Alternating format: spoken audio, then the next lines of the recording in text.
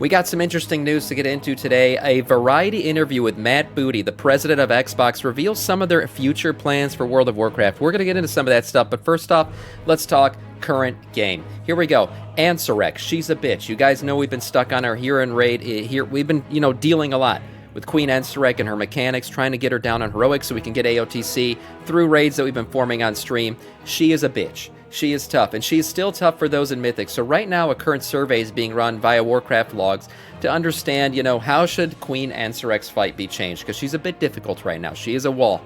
On Mythic, the survey questions basically, should damage to this be done by a Silken Tomb be removed from Mythic Queen Ansurek? You can answer those. It's not really applicable to us. What we care about really is the next question, and that is, should damage to the Silken Tomb be removed from normal and heroic Queen Ansurek? And to that, I would answer, yes, most definitely. Remove the damage, please. Get rid of any additional damage that we've currently been dealing with, because people die. People just flake off. People get hit with shit they shouldn't be getting hit with.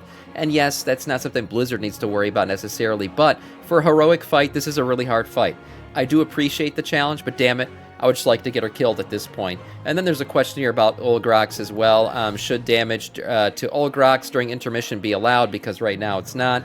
You can answer that question however you want. Again, I'll link this article in the chat. You guys can go out there and vote on these questions if you want to. This is via Warcraft logs. Maybe Blizzard will pay attention to it and actually put some changes in. Oh, what is this? The Epic Edition? No. What is this? The amount? A Bruto? No, it's actually Blizzard Battle.net currency. I'm going to give you guys $100 worth of Battle.net currency. All you have to do is watch this shitty stream. 10 times 10, 100. That's right. You can use it to buy any of these items. You watch 1 hour of stream. 10 a.m. Eastern time is when I start my streams. You get in here, you watch the stream for 1 hour, you can enter into the giveaway. Do it. Moving on to another cool thing, a hands-on look at the official World of Warcraft Tarot deck. If you're a Tarot deck lover, Tarot deck collector, Tarot deck enthusiast, you might like some of these. Some of these look pretty damn cool. I'm not going to lie. I checked some of these out earlier. So this is what the Tarot deck looks like. And these cards look really cool. Nice. If I can make this bigger, that'd be great. Maybe I'll just Jarvis enhance here. The Tarot deck looks really cool. A lot of these cards look very much like, hand-painted, watercolor, handmade stuff. Really, really cool looking cards. The 4 Winds there. We see some of the art style that's here. It's it just all looks sketched. It's a nice looking Tarot decks. Yeah, look, you either love them or you don't. And I could say for what Tarot decks are, this is a really cool looking deck. The 5 of the Pentacles. This is cool. Looks like some Dragonflights. Oh, these are the Incarnates. Oh, that's a cool one. That's pretty cool. Okay, we got the Tower, the Sword here. What is this? The World. Oh, we got the World Soul over here with the different maps and stuff. And then Thrall over here. A cool little thing. If you're into that, maybe something you can get your loved ones for Christmas. I'm not sure how much this thing is. I didn't check on the actual price. Oh, on Insight's website for $27.99. Wow, that's a lot less than I thought it'd be. Wow, $28 can get yourself this this nice little deck. Again, so maybe just a cool little stocking stuffer or something for people. It's a nice little thing. Tarot deck and guidebook from World of Warcraft, the official deck here. Moving on to the interview that I was talking about. This is an interesting one. So this interview was held by Variety with Holly Longdale and Matt Booty, who is the president of Games for Xbox, right? So obviously he's going to have a say kind of in what the future of World of Warcraft might look like, considering Microsoft paid a shit ton of money to buy WoW and all the other Blizzard/Activision franchises. Well, the beginning of the article kind of just goes through Holly Longdale talking about, 20 years of WoW and what it means, and all the players that have played. Over 240 million players, she said, have played this game over the last 20 years. That's a lot of degenerates, damn. Going on, she talks about the Warcraft anniversary and how they wanted to, create something cool with the World Soul Saga and everything else. And she does get into some interesting stuff about new players and what it means to the game. She does say that we have been welcoming for new players. And when you do have a game that's a 20-year-old MMO, we shouldn't take that for granted, that we could really get good entry points. So the team is very much working on how do we sustain the game for another 20 years. We've made a lot of changes because we want to ultimately WoW to grow.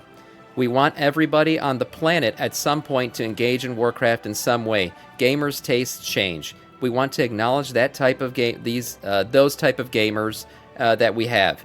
They've changed over the years, or maybe haven't served them as well as we could have. and we focused on that. This is the idea. Leave no player behind. There you go. So they're not just talking about World of Warcraft. I think it's a little bit cryptic here, but she seems to be getting into, like, bringing the Warcraft franchise to other platforms, maybe to other, a variety, maybe some kind of RPG Warcraft game. We've talked about that before. So I think the Warcraft team is, they're cooking. Right, they're getting things ready for what's to come, and I think they're working on a lot of projects right now. Maybe outside of WoW, but certainly WoW is their baby, and will always be their baby, and that'll continue to be their focus going forward. Now, the really interesting stuff comes from Matt Booty, right? And Blizzard actually talks about how really Microsoft's been very much hands-off, letting the World of Warcraft team kind of, relish in their big 20-year moment and continue to work forward through the World Soul Saga. But Matt Booty comments here, he says, it's been great content. It's been great. The content cadence that they've had over the last 12 months. This is from Xbox President of Gaming Content and Studios, Matt Booty. This is where it gets really interesting. For us, it's been much more about learning the franchise and really going to school on how they do such a good job managing that. And we're just proud that it's over, billions of dollars of IP. He's talking about Warcraft, the mass marketing. This is interesting here. He goes, I think we're just getting started on what we can see with this team as part of Xbox. Now, we talked about the port over to console and what that could mean one day, maybe being part of Game Pass, who knows. But certainly more Xbox integration, I do think, is a thing down the future. You got to remember, the PC behind me right here, and many people's gaming PCs, while World of Warcraft really isn't a tough game to run, it's not easy, and a PC is a barrier to entry along with the sub and everything else. So if they ever create a world where you can play WoW on an Xbox via Game Pass, you've essentially opened up this game to millions more players than currently exist. So it's a big deal. Could it ever happen? Will it ever happen? Those are questions yet to be answered, but I do think it's certainly something they talk about. It's something they consider. Now, this even gets better when he talks about what the World of Warcraft franchise could be going forward in other media variants. Here it is. Talking about the World of Warcraft movie, I would say nothing is off the table, Longdale says. We're in a time of great optimism and the chase for this next 20 years, and we're being pretty open-minded about all the opportunities that lie before us as that we should consider. How to say something without actually saying something when you talk about all those things. So she's saying, yeah, they're considering it, and they just can't really talk about it right now. Also, on the heels, they say, of Amazon's Fallout TV series and how that's had a bunch of success, and even Microsoft themselves working on a Minecraft movie, which my son, my 7-year-old, is very excited to go see. So clearly Microsoft themselves have an appetite for making gaming movies. They go on to say here, something that really has to be considered is nothing is really a slam dunk. This is coming from Booty for Microsoft. These things need to be thought through. They need to be thoughtful. For us, when we approach linear media, and we've had a lot of interest, which I think is great, it gets back to that point about games being mass market and interest in Hollywood, much as there has been interest over the last decade in comic books like Marvel and DC. So there's plenty of interest for us. It really has to start with the game team. And do we think that the game has something that makes sense to take it linear? So he's talking about taking this right to maybe a TV series or something, and I've talked about this before. If they decide to go with a movie franchise again, they want to go with the triple franchise. To me, the Lich King story is the best story to tell. That's something that a lot of people, even outside of World of Warcraft and the World of Warcraft, universe, would understand and could feel with, right? It's the fall of a prince trying to do the right thing, falls to the dark side. It's literally the Darth Vader story, right? You even got Obi-Wan Kenobi versus Uther. It's literally a freaking one-for-one. So I think that's a story a lot of people could follow. You could easily, talk about Arthas in the first movie and then end it with the culling of Strathome, move on to his adventures in Northrend, and then finally, all-out Lich King Scourge Wars and things happening in the final movie. That's an easy trilogy to tell.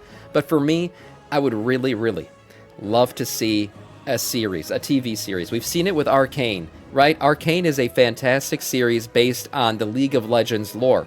A lot of people who enjoy Arcane don't like League of Legends. They've never played it. Some of them just hate playing the game. They're not into that kind of game. But the stories are so well told in Arcane that it reaches a broader audience. And I feel like World of Warcraft is primed for that. There are so many good stories in WoW that need more time than what a 3-hour movie could offer. I feel like some kind of episodic series would be really, really good. Who picks up that series and how it's made? You would need the certainly the what's it called, direction handled by the WoW team. I wouldn't want this to be sold off, rights sold off to Netflix and let them freaking go make that shit. I don't want that to happen. The main thing is, could this become a great TV series? I certainly think so. There are so many good stories, so many good backdrops, so many cool places that I would love to see rendered in a different art style in a series or a movie.